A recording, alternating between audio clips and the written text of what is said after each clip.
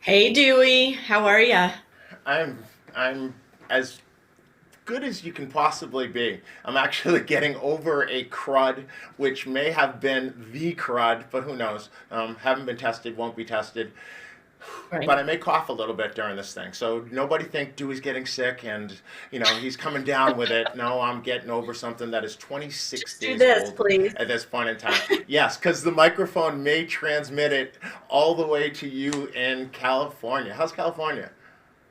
California is a bit crazy. My son up in the Bay Area is pretty much on lockdown. Orange County, where I am, is not really on lockdown per se, but we are being advised to stay home as much as possible. All non essential businesses have been shut down, including my hairdresser, much to my dismay. But no, I So what is honestly not a big what's deal. considered essential at this point in time? Well, according to the email that I received from our local government, it's essential things are obviously healthcare, um, any auto gasoline service and repair, any mail. So, like the UPS stores are open, the pharmacies are open, any place that sells food is open. Restaurants can be open. They cannot serve inside, but they can do delivery or curbside service. Okay. Yep. And um, basically, I think that's pretty much it. Everything else is shut down. And as we were talking about before we went on air, I guess I was telling Kim, our producer, that my daughter, one of my daughters up in LA, is a tutor. And so she has gone to digital tutoring. Everything's being done online.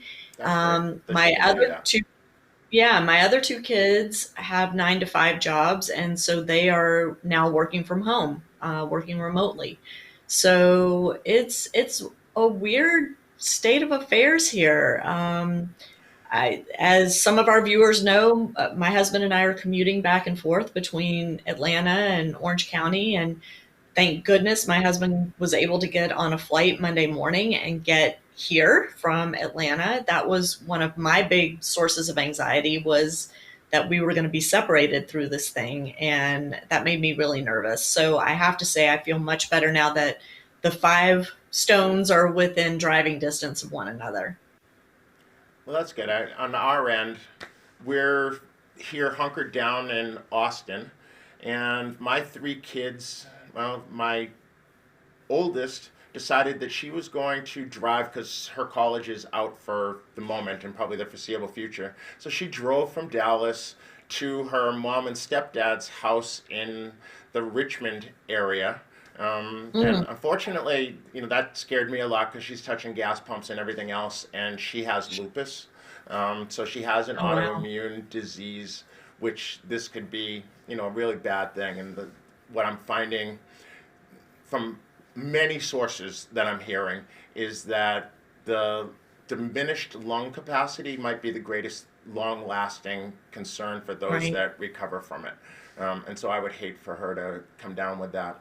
My middle one, who lives with her older sister, is out of school also. They attend the same college, and she's out of school, but she's working in a grocery store. That has been her job for the last year, pretty much. And so she's in the bakery department, but that means she's coming in contact with a lot of people who have to be out, right? Because we all have to go out, because I'm not sure anybody's figured out the grocery delivery thing yet.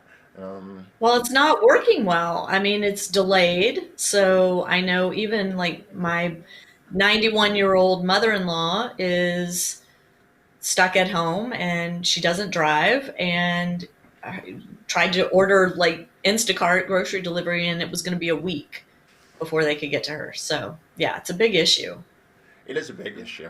Um, Not gonna bore everybody with the rest of my personal situation. From a tennis perspective, we're kind of talking about, here comes the big the big pivot. Tennis has changed from the junior perspective, from the collegiate perspective, and so everything is a little bit different now than what it was. And we got to help each other with what we've heard, what we're learning, what situations can we develop in order to become, you know, to get through it, because nobody's an expert right here, right? I know that I've Right. not ever been through anything like this, nor is anybody that I've come in contact with. Um, so we're all just figuring it out. So, you know, what I think that we're not we're not here out here all by ourselves. That you and I are certainly here trying to help other people. Um, Well, and I think it's really important to reinforce that notion that nobody's alone in this. We are all in the same situation worldwide. I mean, I think for at least for me, this is the first time that I recall feeling like I am in the midst of a global situation. Of course, 9/11, we went through that. Um, we've been through horrible tragedies as a community, but I feel like this is the first global crisis that I have experienced personally. And I think it's really important to be careful when we're discussing COVID-19, the coronavirus, to make sure that we're not perpetuating undocumented information, that we are only talking about things that are coming to us from credible sources, that we're not rumor mongering, that we're not fear mongering, that we're not instigating panic, but that we're each doing our part to make sure that the information we're conveying or trying to convey is accurate and has been fact checked. And I think that's going to do a lot in terms of helping us as a global community fight this and hopefully overcome it in a short time.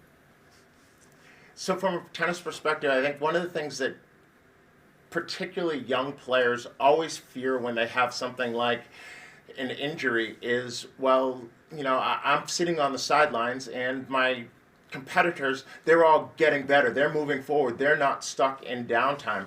And I think the we're not alone is a huge thing right now, because every single solitary player worldwide is impacted by this in much the same way. I'm been talking to people from around the globe and will continue to, and I'm hearing lots of stories of facilities just being shut down. Some of the biggest academies and the places where you think of the big seeds coming from at the Grand Slams and where they train, they're shut down. So you're not alone, and don't panic if you know you have a couple of days that you can't play, or you have a couple of months that you can't play. There are many things we can do during these times. I'm very much thinking of stories that I've read of things like Admiral Stockdale and being locked away in a prison cell and playing golf courses all around the world in his mind during that period of time. Not having picked up a golf club in years and going out, I believe it was Pebble Beach, and played the absolute best round he had ever played on the course from having done it in his mind so many times. If you want to be on the court and you're not able to be on the court, well, think about all of those things, visualization, and use some of that as a tool. That what you might find is you come back and you're an absolute better player just because you've been living it in your mind so much. Yeah, I think it's important that we reinforce this notion of this is a time to get creative. This is a time to push outside of our proverbial box and think about ways that we can help our tennis playing kids manage this time. But it's important that we approach this in language that is age appropriate for our kids, right? So we need to think about, how we're talking to a 5-year old versus how we're talking to a 15-year old, and managing fear, managing anxiety, And just talking about the fact that, again, going back to that, you're not alone. You're not the only one who's not able to have private lessons, who's not competing, who's not training every day. Pretty much every kid across the globe is in the same boat. And so it's not a problem. We're not changing our long term goals here.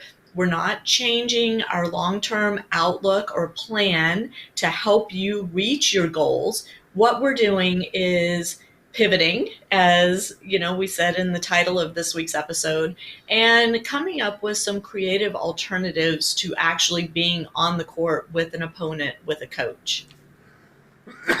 Sorry, there's one of those coughs. Good job. Um, but leftover crud, not new crud. Um, so age appropriate. How would the discussion be different talking to a 6 year old versus talking to a 16-year old? Um, I think 16-year-olds can understand concepts much better. We can talk to them at a deeper level. We can probably gloss it over. Up until the age of around 6, the world is all about the child. If you are a kid and your parent calls home and the parent wants to tell you all about the trip and the things they're going to do, and then the kid immediately says, "Mommy, Daddy, what are you bringing me home?" Right? Everything is about them. So it isn't until Right. a little bit later that the world takes on context of there are other people and things that affect other people I should be worried about. So I think that we can say if we're talking to a young kid, it's all about them. It is about we're going to spend time at home. We're going to spend family time. We're going to play games. We're going to play cards. We're going to learn some new stuff, right? We might go Yeah, back I to, mean, yep, please. no, well, I was going to say it's a time to use that F word, fun, right? We have a lot of discussion in junior tennis. I know we have a lot of discussion in junior tennis about fun and keeping things fun, but this is really the time for that, right? It's we are home together as a family. Let's find some ways to have fun together. And I think, using games and movies and story time as healthy distractions from what's happening in the long run, I think we're going to see some tremendous benefits come out of that, both in terms of the mental health of not only our children, but also for us as parents, that it's going to help us get back to the root of what's truly important in our family. And I think that's going to benefit us as a society long run, which I know sounds really out there and whatever. I'm not a psychologist. This is not my background, but I've been a parent for almost 31 years. And, I know how it is when we get caught up in the stress of our children's goal setting and their attempts to achieve those goals and the stress around that occurs in a family. And now we have the gift of that all being mandatorily taken away. It's gone. There's no competition for any of us. And so let's embrace that. Let's find a way to use this time to reconnect with one another over whatever it is, a favorite movie, a favorite meal, teaching our children how to cook old family recipes that maybe we haven't had time to do because we've been driving every day to practice or being gone every weekend at tournaments. Now we have opportunities to reconnect in our, nuclear families and pass on some of the things that were important to us as children growing up, some things that we used to do with our families, simple things like playing go fish or playing checkers. And, these are great opportunities. And it's one of those making lemonade out of lemons, right? How do we do that now?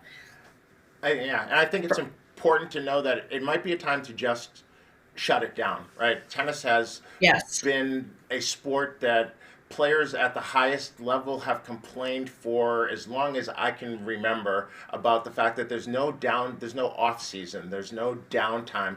We're having these injuries that we're forced to kind of keep playing. And I suspect junior tennis, I don't suspect, I know, junior tennis is the exact same thing. There's another tournament. I've got to play through this injury. I've got to do, you know, take your time, relax. Let all the little niggling injuries have a chance to heal. I know that some of the pro players that I'm in contact with are actually looking at it as well. You know, we get a chance to have another preseason now. Where I can just kind of shut it down. I can work on some things if I need to work on some things, but I can just let my body heal. And that this is the first time in their memory that they've had kind of two opportunities this close together to be able to let it heal. So they had that little downtime end of November into December, and then they played for not even 2 months, and now it's Right. time to take another bit of rest. Reality is, sports science has said periodization should be having active rest in every cycle, right? And so you can peak at probably a maximum of 3 times a year. And so you're needing to build your cycles around peaking at those 3 times. Okay, so if we had a little short one and it went through February, and now we get a chance to go through active rest, and maybe this is a prolonged period of active rest. And then figuring out what are those things that we can do physically to get ourselves ready.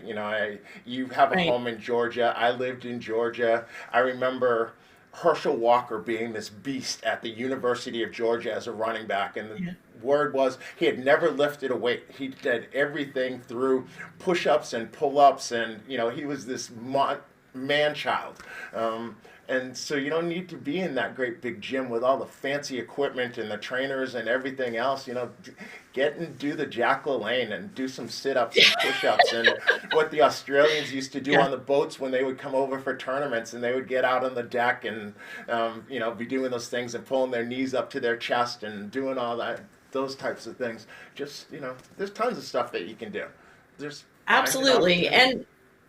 And I posted something about this show today on our Facebook group because I wanted to get some input from the Parenting Aces community. And physical therapist Kayla Epperson, who was on our podcast 2 weeks ago, 3 weeks ago now, chimed in and said that it's really important that after coming off this period of extended time away from training and competing, that players need to gradually build back up to their pre-break level, because we want to make sure that once all of this craziness is resolved and life gets back to normal, whatever that means, that we don't then incur injuries, right? We want to take things very gradually. And so one of the things that I think is important is, like you're saying, Dewey, take an opportunity to find ways to maintain fitness, maintain strength during this forced time away that are, totally appropriate. Things like playing tag within your family. Obviously, we've got the social distancing thing, but within your nuclear family, there are things you can get outside. You can toss a ball around. You can play table tennis. You can play different ball sports, kick a soccer ball around, play tag. I don't think we want to necessarily go to a public park or playground where we're touching equipment, because Right. I don't know that that's Right. good advice at this stage of the game, but certainly within the confines of our own homes, condos, apartments, wherever we are, there are ways to maintain fitness and strength. Yeah, I don't think we have to be worried or should be worried, and this is my opinion, nobody else, but of if I touch a blade of grass and there's a virus on the grass, then I'm going to catch it, right? Like I don't need to be scared of Right. grass. Um, so if we have as a family have a frisbee, and we can take a frisbee out and toss it around, and maybe tennis loses some people and they become ultimate frisbee type of people that they love it. It's all good, because to me the competition tennis has isn't with other sports and other things being active. It is really with what we're going to be confronted with right now. Of the stocks Right. that are going to go up are going to be things like Netflix and online gaming platforms, because people are just needing to have things when they are sedentary by themselves. And I don't want to lose too many people to, PUBG or whatever it is, that the latest video game. I'm not a video game player. We don't have a console. We don't. I don't know. I don't know how to play. Yeah, me either. Um, Yeah. so I hope we don't lose too many to that. And so just getting out and running around and being active. I think we can certainly, if you have a bike, you can still go out and go for bike rides. If you pass somebody else on the trail, Absolutely. that's okay. Just don't pull up right next to them, and while you're all huffing and puffing and be frothing at the mouth and spitting at each other. Um, just, you know, let's take some common sense. I don't think that we're going to Oof. be, you have to sit in your bed, lay in your bed, pull the covers down tight, blanket over your head, little Right. flashlight and a book. Um, that's my Yeah. thought. Mm. Yeah, I agree with you, and I think that it's really important that you use that term common sense. I think as a society, we've lost a lot of that, and this current situation is going to be a true test of how effective we are at evaluating situations in the moment and thinking about quickly what are the ramifications. If I do A, is B going to happen, or is C going to happen, or is D going to happen?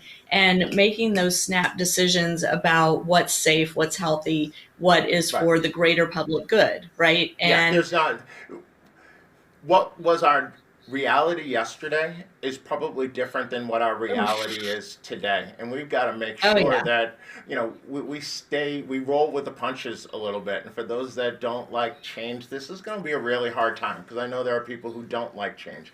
I'm someone who embraces change. I create change just for change's sake, to find out what it will be all about. But I think it's important for us to all just kind of stay fluid, and roll with the punches a little bit. and use compassion, right? Because as you said, not everyone is good at this. Not everyone manages crises well or manages change well.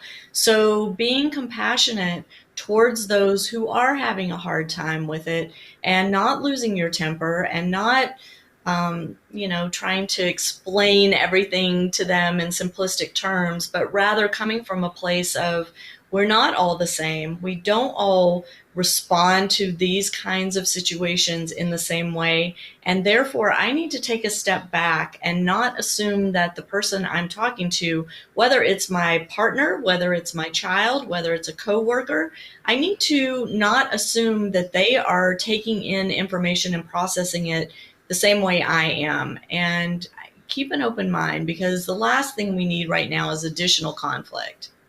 Boy, you sound like Stephen Covey. Like, that sounded like, okay, first, seek to understand and then to be understood. And I suspect that's I think it's great important. information. I think it's going to make or break us during this time. I think, we're seeing some signals that people are taking that approach, that people are willing to step outside their comfort zones to help their neighbors, to help their community members. And I think this is all going to, as I said earlier, lead to some very positive changes in our society.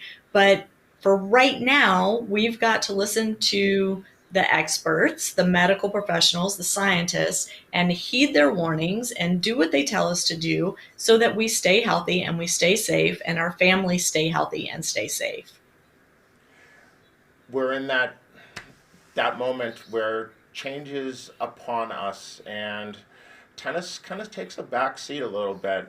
We chose to have this episode versus another that we had scheduled, because we felt like, it would be emotionally just not real good for us to be focused Yeah, on tennis, tennis, tennis, tennis, tennis, when right. reality is tennis is something that we do. Tennis is not who we are.